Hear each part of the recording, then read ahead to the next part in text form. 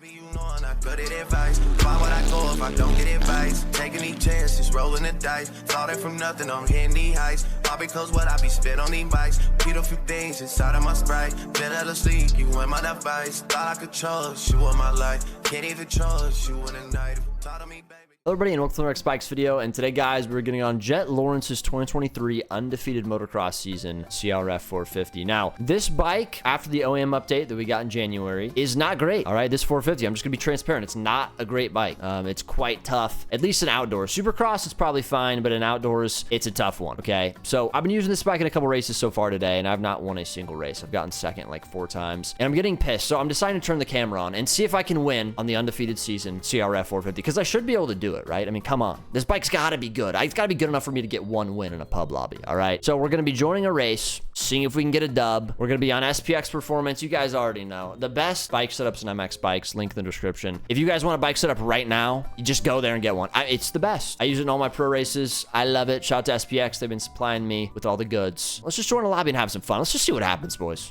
All right, boys, we're here. We're at Red Button. Look at this guy's name.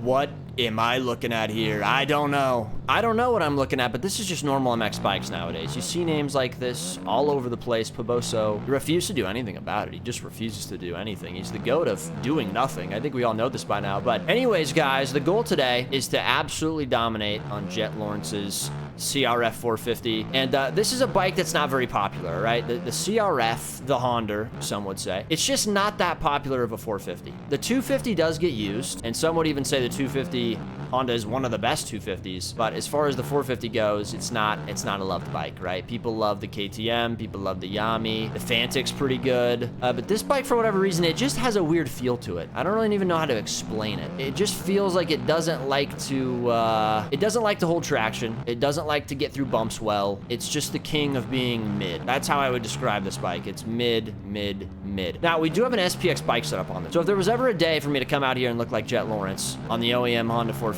it would be today. Can I clear Laracus? Oh, Johnny. Oh. Now, I'll blame that on myself. Granted, I think the Yamaha probably would have still had enough power to clear it. Yeah, this thing also lacks in power, which is another thing I didn't expect from any OEMs. I thought the OEMs all had the same amount of power. No, they still differ in power. It's a fact. Like the Yamaha and KTM and the, I'd probably put the Fantic in there as well. Those 3 bikes, as far as power, they're just up there, man. And it's not to say you couldn't keep up with those bikes if you're on the Honda. I think some of the fast players in the game could make the Honda work. But from what I've felt so far today, the Honda, it's a bit of an interesting bike. But maybe we can unlock speed today. Maybe in this next race, I can show everyone why the Honda's the best bike in the game. I don't know, dude. Sometimes magic can happen when the Jan turns the camera on. But we're gonna get on the gate here, and we do have some E-road forming, which should also be very interesting. We get to see how the suspension is on this bike, which has always been like one of the weakest things. The Honda suspension's never been that great. I don't know, guys. We're just gonna hop on the gate and see if we can win. 360.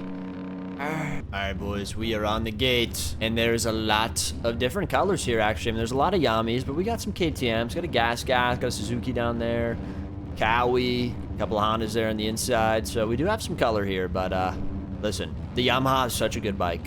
We even have a TM here, which actually the TM250, another bike that a lot of people like a lot. So I don't know what's gonna happen here. The track's actually pretty eroded from practice, which I don't think is gonna help my case actually, but maybe it will. It's gonna make it hard for me to ride, but it's also gonna make it harder for everyone else to ride. Maybe that's gonna be a good thing. We need a good start. Yeah, I mean, if we don't get a good start, this video is basically over, I think. But who knows? We're gonna try regardless. It's never over till it's over. Come on.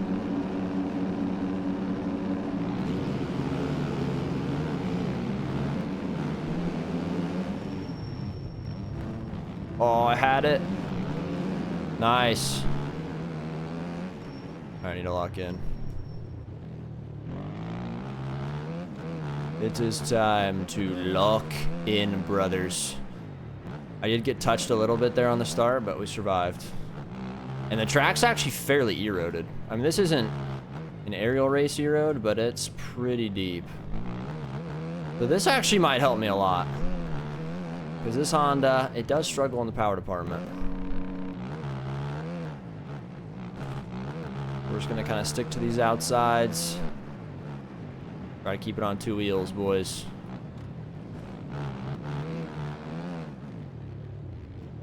Roll it here. Not sure what line to take there. I like the inside. Okay. Already a two-man race here. I think everyone else probably just got hung up. It's one of those tracks where if someone falls in front of you, it's just everyone's gonna fall. It's a domino effect. All right, let's find our lines. Let's just get going. We gotta use Jett Lawrence's riding style. We gotta stand as much as we can. I do feel kind of uncomfortable standing on this bike though, for whatever reason, especially when I turn. It's quite awkward. Can I clear this? Okay, we can. We're just gonna defend the inside here. Guy's pretty fast. It's kind of moving. I'm gonna go inside here. Yes, sir. Come on, speed, baby. Sections like this are gonna really kind of F me over because we don't have a ton of speed, but that was pretty good there. We kind of gapped him a little bit. Stand up around there. Oh, we're feeling it, boys. Mr. Krabs. Oh, I missed the rut. I almost went over that. That was sketch. Okay, decent corner there. Not a great exit. But we're all right. Keep it on two, baby. Oh, this E-Road is interesting. The SPX setup is definitely saving my life here. Bog it through there. We're good. This guy wants my meat really badly, and we're somehow 13 seconds ahead of everyone else. That's crazy. We're absolutely moving. Oh, no. Please. Well, that guy's getting nice and close to me there. I can hear his brakes squeaking in my ears. Turn. Thank you for turning. Green flag. Did he go down? I think he hit the deck. Okay, that gives us a little bit more room. Oh, this E-Road's sketchy, and this bike does not like E-Road. This has to be the worst 450 in E-Road in the game. Actually, TM might be worse. The Cowie actually, no, the Cowie's probably the worst. The setup is helping, though. This E-Road is quite jagged, is what I'm feeling. That's why we need an OEM update. It's the OEMs that make it jagged. Roll around there, Troy. Oh, wow. That was a little bit sus, but we're fine. We're kind of going Jett Lawrence around that corner. Look at that, just standing around the inside. This bike has zero drive through the sand. I mean, compared to the Yami, I could just feel the difference. It is so slow. Doesn't matter. We're in the lead, boys. We are in the lead. Stand up around here. Oh, it feels really good around that corner. And then sit down. Oh, wow. Try to stand me up there. This bike's like so close to being good. And it might just be me. Maybe I just don't have the feel for the Honda, but it just feels like I'm fighting it. You know, it kind of feels like when I made a video on the Kawasaki, which like, the Cowie definitely felt better than this naturally, but in E-Road especially, it just feels like you're fighting it. Like right there, I just feel like I can't trust it when I turn it there. It starts to feel kind of twitchy. And there's certain bikes that do that. The Yamaha just never seems to do that for whatever reason. KTM as well. But then like that corner there, it felt great, so. If you're good enough, you can definitely override it. That's kind of what I'm learning. It still all comes down to skill at the end of the day, but some bikes definitely help you more than others. Okay. Yeah, I'm definitely understeering a lot of corners. Still haven't hit the ground though. That's huge for my program, boys, because all day today when I've been using this bike, I've been just slamming the ground. Yep, just like that. And that's another OEM problem. Why do I get traction there? How do I get so much traction there that I loop out? Like, what? It doesn't make sense. I'm in a corner. Straight away, I'd understand it, but if I'm on the side of the tire, I should never have enough traction to loop. We still have a lead.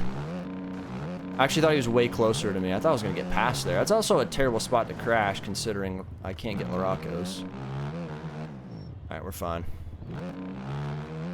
Dude, we've gapped, like, the entire field by a lot. Everyone past fourth, we've gapped over 36 seconds. That just shows you how tough this track is right now. I'm not making it look very easy, but the track is very rough. And it's very, like, steep and glitchy roughness. Spiky. Alright, I'm gonna sit down to rail this corner.